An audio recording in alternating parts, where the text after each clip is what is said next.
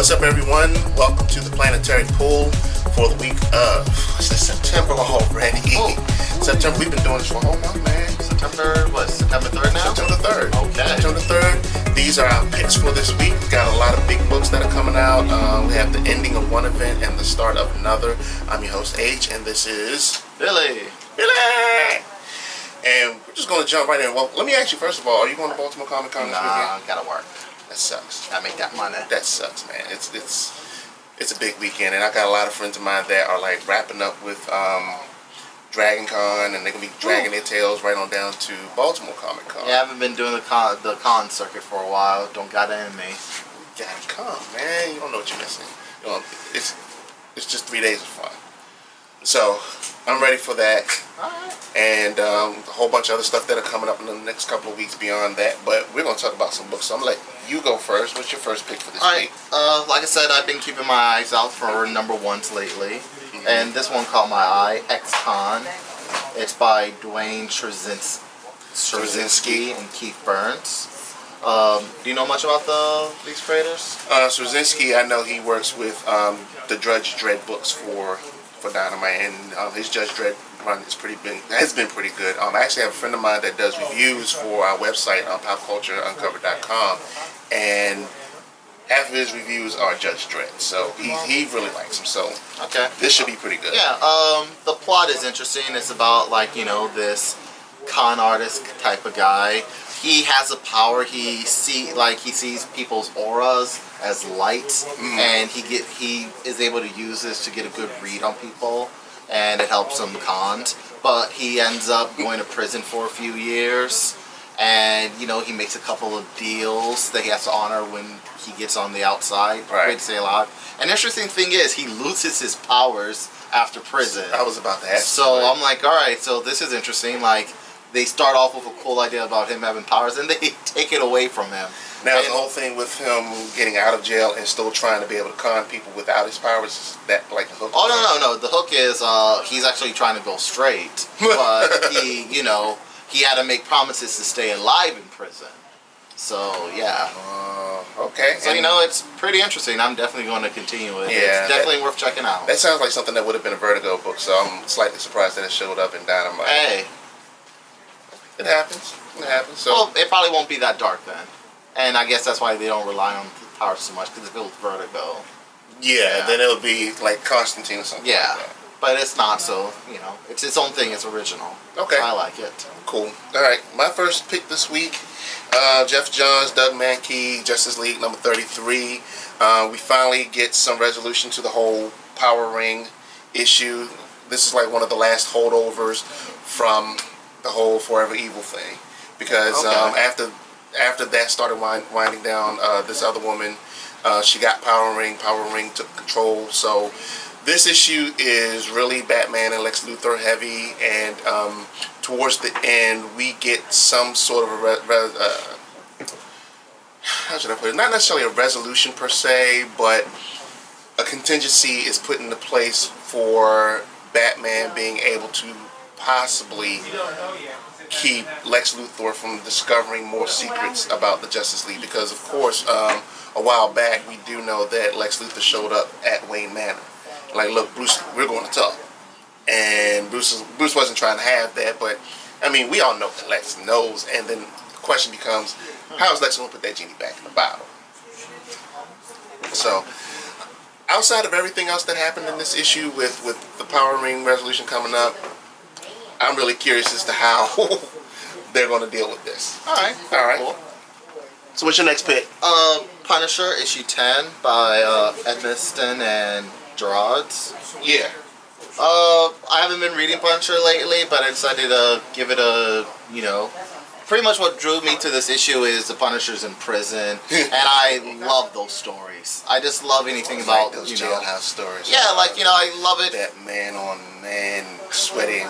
No. You set yourself up for it, man. No, it's ever since the whole, it takes me back to the whole Watchmen thing, when Rorschach says that great line when he gets sent to prison, I'm not trapped in here with you, you're trapped in here with me. Yeah. So I love those stories when, a vigilante is in prison. and it's like, all right, now everybody's a target. So my question is, with this, is this also one of those where half the people he's jailed with also people he's put in jail? No, because he doesn't leave a lot of people alive. No, they actually make reference to this. Yeah. It's because what happened in previous issues is the Punisher was like, kidnapped and was about to be ransomed off. But by happenstance, he gets rescued by Black Widow, who sets him free. But then she was like, actually, I'm just going to drop you off at jail. Yeah. But he's in prison in South America, so they don't really know him all that. To him, they just think he's abroad. Yeah, they just think he's another gringo, and they attempt to like shank him at night, and obviously it doesn't go well for them. Don't drop the soap in the shower. So no, it's fun. It's a fun read. Not one of the better Punisher issues. It's not. Nothing beats. What was the last guy who did a really great run on Punisher? Oh, I think that would be the Punisher Max series. That's no. To me, that was the last going on. No. It was before. It was recent. Hey, John. Yeah. What was the last guy who wrote Punisher that was really good? Greg Rucka. Rucka, yes. Okay. His run on Punisher was amazing. Okay, well, I'm still torn because if you can find that on trade, read it. I thought Punisher Max was like the highlight because you actually got to see a realistic Punisher. Well, this run right here is close. It's close, but I thought Punisher Max was to beat. No, I would have to say, Greg Rucka's run. Because I read that and I was like, wow, this is way better than Garth Ennis's run. I disagree. Have you read Rucka's run? I've read some of Rucka's run, but I still think that Alice's run was off the chain. Because I hope you're getting like dirty looks from John right now. That's fine. He can look at me dirty all he want. Oh, okay. What? We can meet after school, man. Out behind the building, 3 o'clock. All right. But no, in my opinion, Rucka's run is the pinnacle of Punisher stuff. But you know what? We'll let the fans decide. Yeah, they can. As a matter of fact, we should do a poll. We really should do a poll. You're right. Yeah. I think I will. Next week, we'll have the result. All right. Okay. All right. My second pick for this week is Original Sin 8 of 8. Jason Aaron. It's finished? It's done, thank you, God. Jason Aaron, Michael Deodato.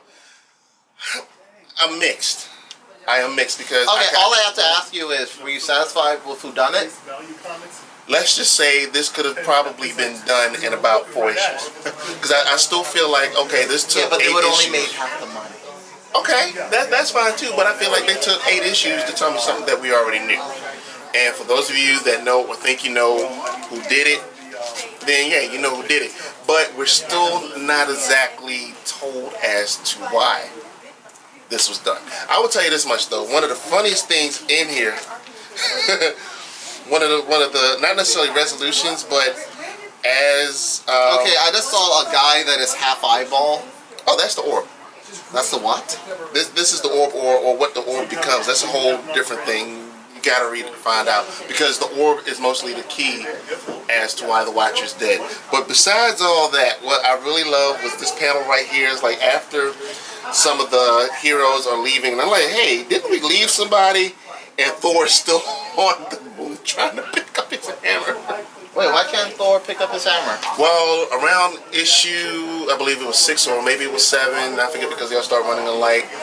Nick Fury whispers something into Thor's ear, which all of a sudden caused Thor to become unworthy of Mjolnir, which is the cause of Jason Aaron's Thor #1 coming to a comic shop near you, which is where we have a Lady Thor. And it's not Lady Thor, it is a woman taking on the role of Thor. That's a whole nother thing. But see, I don't even know how I'm going to say I would say it like I already this. know I'm going to get in trouble. I would say like this. This wasn't as bad as. But if you get one of these, you what was Bendis's Age of Ultron.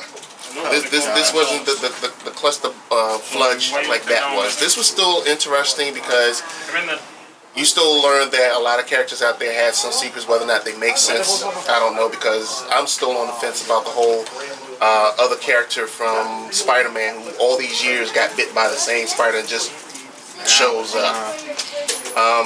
This whole thing Thor having a sister and other things that happened that came out, whether or not those will actually bear good fruit depends. but Original Sin. All right, what is our last book? Oh, our last book. Give me some of them. This is the big event of the week or the month. Marvel's Death of Wolverine. As you can see, we got like a bunch of covers right here, and I don't know how many other covers there might be, but we got some right here. Right here. I'm getting this one, and I'm definitely getting this one. Actually, and I'm a fan of this one right here. I'll tell you what, I'll make a deal for you. If you can get that today, I'll take it with me, and I'll see if I can get Charles Soule to sign it on Saturday, because Charles Soule will be at Baltimore Comic Con, so I'm definitely getting my Death of Wolverines stocked up and ready to sign. So, yeah. All right, you know what? I would behoove you to I'm just going to try say, it out. What? Yeah. Go ahead. This was actually a lot better than I expected. Yeah, it was.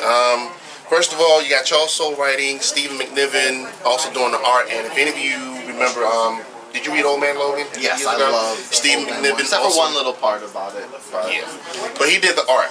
He did the art back in the day. So if you remember that particular art style, when you get big books like that, this is who you bring in. This is who you bring in, and I'm hoping he stick around. I believe he's around for the whole 4-issue run, because one of the things I hated, like with Avengers versus X-Men, they had all these different writers and all these different artists doing the book, and to me, some of them weren't up to snuff. Yeah. And see, we're not gonna sit here and talk about John Romita on that book, because you know how I feel about that. But we're not gonna talk about that. One thing I had to say, when I heard from you about Death of Wolverine, I was like, really? Two things. A, really, yet another. Can a character just die and stay dead? And also, can I actually open up a comic and be surprised when a character dies? Yeah. Like, when will that ever happen again? When I was just like, oh, he dies. But no, they have to advertise it months in advance. Yeah. My problem has always been when you do Death of comic books, which I'm sure is going to happen with this, is they don't stay dead. Well, here's the thing. I remember in an issue of Wolverine, kind of recently, where Wolverine dies, goes to hell, beats the devil into submission, takes over hell, and then comes back. So I'm like, okay, but well, I think the whole see, the problem with that, of course, is that Wolverine was dead, but he still existed in comic book. That might have been the problem. With this, I believe when we're done with this series, Marvel's going to take Wolverine off the board. Well, here's a question: is Hugh Jackman still alive? Of course. Is Hugh Jackman still pretty? Well, that's subjective. Yeah, the answer is yes. And he's pretty to you. Yeah. Don't be looking at Hugh Jackman like that, sir. You know, so as long as Hugh Jackman still walks this earth, Wolverine's going to be back. And plenty of time for the next movie. It doesn't matter who's in the role. It's just the fact that we know he's going to come back. But the question is, well, I have two questions. The question is, one, how long is he going to be off the board? And who's going to fill in? Because here's the question. Aren't there like 5 Wolverine books? Hold on 1 second. Yeah. Hold on. Let's see how many. Stay over there. All right. Stay on camera. Don't move. Okay. I got salvage. Wait a minute. Grabbing books. There we go. All right. Let's see. How many? Right now we got Wolverine and the X-Men. Right. Wolverine. Then regular Wolverine. Savage Wolverine. And he's in All right, Avengers. now let's see. All right, he's in Avengers. He's in X-Men. X-Men. He's probably in Uncanny X-Men. Probably in more than likely he will show up somewhere in all new X-Men. Oh yeah, all new X-Men. Amazing X-Men. Yes. Anything mutant related. Is Uncanny Avengers still a thing? Probably. Oh yeah. Oh yeah. Like, go over there, grab some books. Yeah, here, like here's Uncanny Avengers. Oh, who's that on the cover? Wolverine. Okay. What else? He's obviously in probably in Avengers world. Well, come on, because we're pressed for time. Yeah. But listen, point is, Wolverine, the only person who's he's going to be off the board for a while. So, you know, what's going to happen with these comics? Are they going to cancel them? Are they going to rebrand them? Are we going to see X-23 in something? I don't know. But all I know, or will they just pick out one of Wolverine's many, many illegitimate children? I mean, Daken's gone. Yeah. Well, he's dead, isn't he? No, he's back. Wait, he's back? Yeah. Don't ask. Okay. I mean, these things happen so fast. I didn't even know Wolverine had lost his powers until John told us a while ago, and that just happened in his own title. So I'm like, oh. But, I mean, the thing of it is, it's like the possibilities are endless what they can do with Wolverine. Yeah. But I could say, if you got Charles Soule writing the book, then his death and how he goes out is in good hands. But defying the Go ahead. ignoring the silliness of Wolverine dying to begin with. Why is it silly? Wolverine, any character dying in comics is silly because we know they're going to be right back. This was actually a really cool book to read. Like there was a scene where people are coming at Wolverine, and on their way to Wolverine, they just see like a mountain, like a sea of bodies of everybody that tried beforehand. And I'm like, yeah, that's Wolverine. But this is how. Should I spoil it for you? No. You sure you don't? Even though it's obvious. You don't want me to? No, don't spoil it. Don't show. No. I can't show him that. No, because it's well, honestly, I don't think it was a spoiler because if you know anything about Wolverine, you knew. Yeah, then shoot. Yeah. I think my only disappointment was at the end we still got there's like 12 pages, 12 pages of artwork. But a really cool interview with Lynn Wein, who, if anybody knows, is one of the co-creators of Wolverine. One of my friends last weekend got to see him in Dallas. No, you're not telling me. But if you're really up for events, this might be something to hit upon, and we'll hopefully get to see Wolverine die a decent death. You know what? I'm gonna go out on a limb. Wait. I'm gonna go out on a limb, and I'm gonna say it's not gonna be Sabretooth that's gonna take him off the board. I don't think it is. I mean, it's obvious, but I don't think it's gonna be Sabretooth. All right, I want to give, should I give my wacky prediction or my realistic one? My realistic one is natural causes will do Wolverine. Wolverine is going to beat everybody that comes at him, and all his enemies are laid out before him, and then just he'll get a cold and die. Oh, no. Wasn't he whatever? Okay, remember Wolverine Origins, where the book Origins, not that horrible movie. He'll whatever crappy childhood disease that James Howlett had. That will be what finally gets him. Well, it is mentioned that he does have radiation poisoning. Yeah, so he's gonna die that's not necessarily natural, but so you're saying he's not gonna die at the hands of an enemy? No, or unless it might be unless it's what if his enemies give them an STD, and that's it. Wolverine will be killed by gonorrhea. And you know what? That would be the fitting end. Especially when modern medicine can cure it. Yeah. So, what does Wolverine know about antibiotics?